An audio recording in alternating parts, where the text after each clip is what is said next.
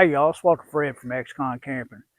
I got a couple more little camping hacks for y'all tonight. I also got from last night, I got some of the fire starters that I made on a previous video. If you can see behind me, the Raging Inferno was started by one of these little fire starters that we made last night.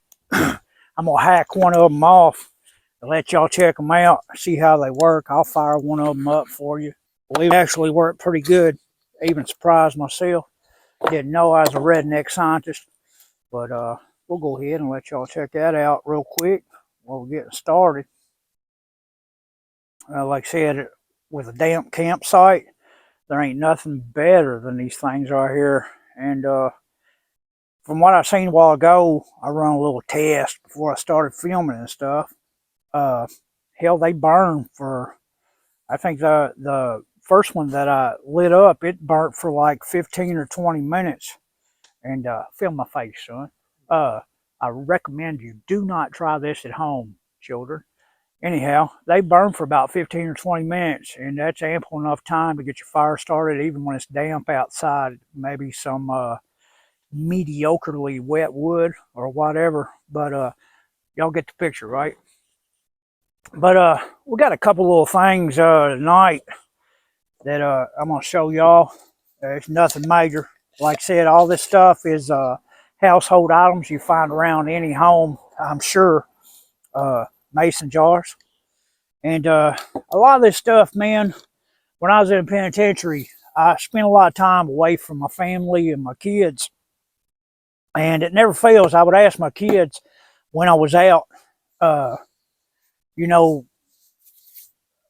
something about past memories or something like that, and things that they could come up with, what do you remember about dad? Or we would just be talking about old times, and it never failed. 8 times out of 10 or so, it was like, Dad, I remember you doing this when we were camping this time, or I remember you doing that when we were camping another time. And the fact is, no matter how much time that I spent away, hell, my kids still thought I was Superman. And any of you ex-cons out there, or any of you cats out there thinking about being a con, don't do it, man. Time away from your family and your kids, it killed me out, and it'll kill you out too. I promise you that. Anywho, let's go ahead and get started here. I got just a normal mason jar. What we're going to make here is just a simple, I'm all about the lighting fires when it's wet outside, and little simple things you can do before you go on your actual camping trip.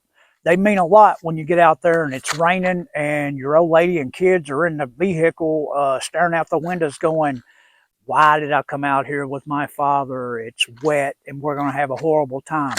No, you're not, because of little things like this. What we're going to do, all it is just like a simple match protector.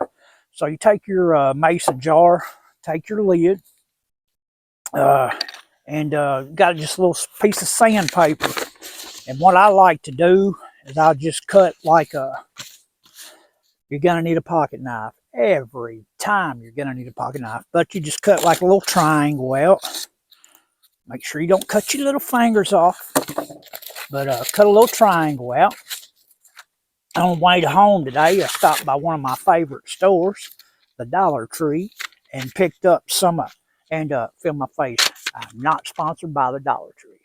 Anyhow, I got some super glue when these little fellas out. I'm 51 years old and I got a horrible arthritis. It's horrible. Take a top pocket knife, poke it, screw the lid on, take the back of your sandpaper, put a little super glue on that, toss that in the fire, and stick it to the inside of your lid. Like I said, the majority of this stuff is elementary. It's really kind of simple, but there's been numerous amounts of times when I've been out on a camping trip and wish that I took the time to do kind of some of this stuff at home before I'd left. So take the time before you leave the house and do this shit so you don't blow the whole trip. So what you do is you just take your lid with your sandpaper on the inside, take your match, voila, you got a fire. And it doesn't matter if it's raining outside. Super Dad saves the day. And just put your lid on there. That'll go easily in your backpack or in your tote with your camping goods. Hey y'all, it's Walter Fred from XCon Camping. I wanted to throw in a small packing list that might help you guys if you're heading out on a overnight or maybe even a 2 or 3 day little camping excursion. And together a little list of the things that I take with me, and I've always had success with them, and maybe it'll help y'all on your next little camping trip. So pay attention now, little ex-conners.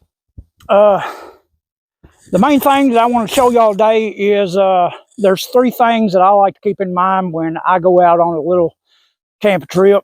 Is time, space, and money. You don't want to spend a whole lot of money. You don't want to take up a whole lot of space. And you don't want to spend a whole lot of time running backwards and forwards to the truck because you forgot this or that. So if you're going on a little trip and it's only going to be yourself or maybe you, your old lady, and a kid or 2, one of these totes right here, this size should hold everything that you need for 1 to 3 nights. That's how I usually do it. And if it don't fit in this tote, it don't come on the trip. Plain Jane simple. So let's get started real quick with my top 10 list of things you got to bring. Number 1, for this time of the year, I like to bring a buddy heater, which was purchased at the Goodwill, mind you. The buddy heater, you always want to bring an extra canister. And if you're going to use your buddy heater in these car camping trips, like we're going to take here in a day or 2, always get you one of them $8 or $10 carbon monoxide detectors, because you can't smell that shit, and it will kill the shit out of you. I've been doing research. It'll kill the shit out of you. I promise you that. And after the buddy heater, you got to make sure you have your stove for coffee, water, this, that, little short meals and stuff. These, an extra canister or 2. And then if it's just downright cold like it is right now, I always carry a couple of these canned heats with me. The kids like them, keep their little fingers warm. Who wants frostbite? You know what I'm saying? Jackery power station. These are very important. Say the battery goes down in your vehicle, you're out 5-6 miles away from civilization, and you need to get a hold of somebody. Your phone's ran down and everything. These are a lifesaver. And they also keep kids quiet if you got to plug in a DVD player or something. But trust me, my kids, they ain't got time to watch the DVDs when they camping with pops. Hatchet, very important. Firewood, this and that. Got to have one. We got some hand warmers. You always want to keep them. If it's anything, you know, below 40, 50 degrees, you're going to need some hand warmers. My daughter for Christmas even got me an electric hand warmer. Plug it in a wall. It charges up at home. Keep that in your pocket. Hell, it goes up to like 110 degrees. I thought that was awesome. A little shovel for digging fire pits and so forth. More times than not, I've needed this and not had it. So now I just take it with me every time. I'd rather to have it and not need it than need it and not have it. Am I right? Sleeping bag. Multiple of these. I suggest, well, I just take one for myself. Family comes along, just one per person. You might want to throw an extra one in there in case you got somebody that whines about it being cold all the time. And I have those. And what I got here is just a box. You can get these at Walmart anywhere for $8 or $10.